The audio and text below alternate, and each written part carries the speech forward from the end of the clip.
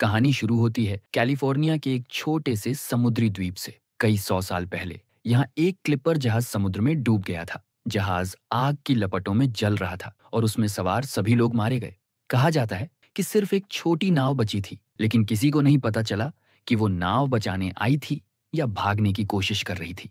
जब वो नाव जलते जहाज के पास पहुंची तो उस पर किसी अनदेखी ताकत ने हमला कर दिया, और तब से आज तक कोई नहीं जान पाया कि उस रात असल में क्या हुआ था। सालों बाद अब वही द्वीप अपने 100 साल पूरे होने की तैयारी कर रहा है। इस मौके पर वहां 4 खोजियों की याद में एक बड़ी सेलिब्रेशन रखी गई है। वही लोग जिन्होंने इस द्वीप को बसाया था। शुक्रवार के दिन उनकी मूर्तियां लगाई जानी है। इस बीच मसल नाम का एक आदमी और उसका दोस्त बड़ी अपने ट्रॉलर जहाज से सैलानियों को समुद्र की सैर कराते हैं। वे हर बार ढेर सारी मछलियां पकड़ कर लाते हैं, लेकिन एक दिन मछली पकड़ते वक्त बड़ी को लगता है कि ट्रॉलर की विंच में कुछ फंस गया है। नीचे से कोई भारी चीज अटक गई है। कई बार कोशिश करने के बाद भी वो चीज ऊपर नहीं आती और दोबारा पानी में डूब जाती है। मछलियां न पकड़ पाने से सब लोग परेशान हो जाते हैं। मसल शहर जाता है क्लच बदलवाने और बड़ी अपने दोस्तों के साथ फिर से समुद्र में निकल पड़ता है। सब लोग मस्ती करते हैं,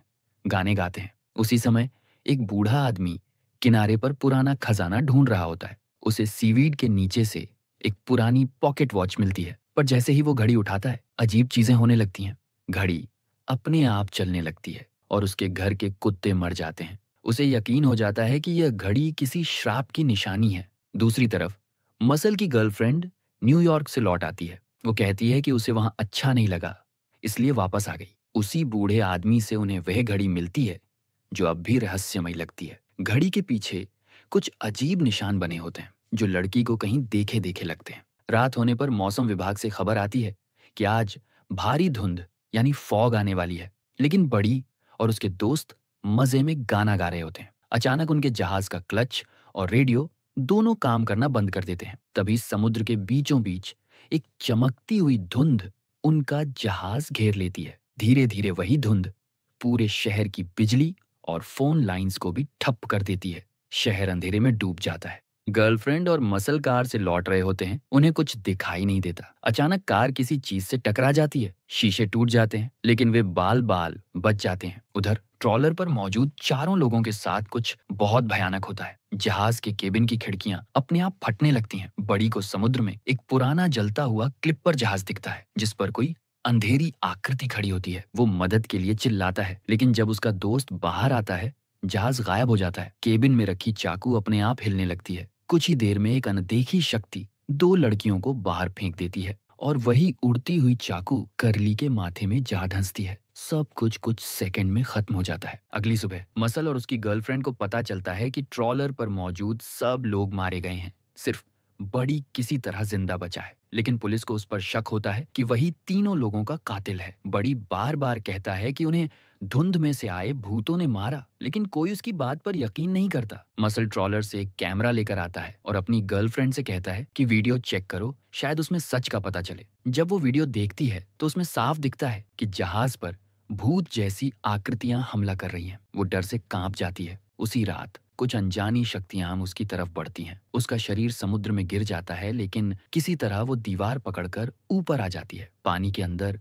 उसे एक रहस्यमयी पुराना पैकेट मिलता है। दूसरी तरफ मौसम विभाग की रिपोर्टर महिला जो शहर के लोगों को चेतावनी दे रही होती है, देखती है कि उसकी साफ की हुई पुरानी कंघी अपने आप जलने लगती है। कंघी की आग से दीवार पर वही अजीब निशान फिर से उभर आते हैं। उसे समझ आता है कि ये कंघी भी श्रापित है। गर्लफ्रेंड अब अपने पिता के पास जाती है जो शहर के चर्च के पादरी हैं। वो उनसे पुराने निशानों के बारे में पूछती है। पादरी बहुत बेचैन होकर कहते हैं कि तुम्हें इस द्वीप को तुरंत छोड़ देना चाहिए, लेकिन वजह नहीं बताते। उसी समय वो लड़की दीवार पर वही पुराने निशान देखती है जो घड़ी और कंघी पर थे। बाद में पोस्टमार्टम रूम में वो करली की लाश देखने जाती है। अचानक लाश अपनी आंखें खोल देती है और कहती है, खून का बदला खून से लिया जाएगा। डर के मारे वो चीख उठती है। मसल उसे संभालता है और दोनों मिलकर सच जानने की कोशिश करते हैं। पुरानी किताबों से उन्हें पता चलता है कि साल 1871 में जब यह द्वीप बसाया गया था तब कुछ भयानक हुआ था। दरअसल वे 4 खोजी जिनकी मूर्तियां लगाई जानी है, उन्हीं चारों ने उस क्लिपर जहाज को जानबूझकर जलाया था। उस जहाज पर सोने से भरा खजाना था। उन्होंने जहाज वालों को मार डाला और उस खजाने से यह द्वीप खरीद लिया। अब वही मरे हुए लोग बदला लेने वापस लौटे हैं। उस जलते जहाज की धुंध के साथ।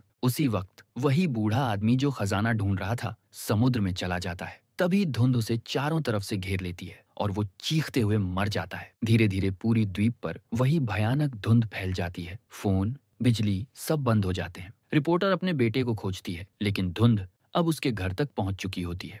एक भूतिया हाथ उसकी माँ को पकड़ लेता है और कुछ ही सेकंड में वो सूखी हुई लाश में बदल जाती है। रिपोर्टर भागते हुए सड़क पर आती है, लेकिन उसकी कार समुद्र में गिर जाती है। पानी के नीचे उसे खिड़की पर एक भूत नजर आता है। किसी तरह वो बच निकलती है, पर उसका बेटा अब खतरे में है। मसल और उसकी गर्लफ्रेंड रिपोर्टर और उसके बेटे को बचाने पहुंचते हैं। चारों लोग चर्च में शरण लेते हैं, जहां पादरी उन्हें सच्चाई बताते हैं। वो 4 खोजी जिन्होंने यह द्वीप बसाया, उन्होंने ही उस जहाज को जलाया था और अब उसके मरे हुए नाविक अपने न्याय के लिए लौटे हैं। तभी चर्च के बाहर से भूतों का हमला शुरू हो जाता है। खिड़कियां टूटती हैं, दीवारें गिरती हैं, लोग चीखते हैं। पादरी आगे बढ़कर माफी मांगते हैं, लेकिन भूत उन्हें भी मार डालते हैं। पूरा टाउन हॉल तबाही में बदल जाता है। उसी बीच गर्लफ्रेंड धीरे धीरे धुंध की तरफ बढ़ती है। सबको लगता है वो डर से भाग रही है, लेकिन नहीं, वो उस भूत कप्तान के सामने जाती है और उसके सामने झुक जाती है।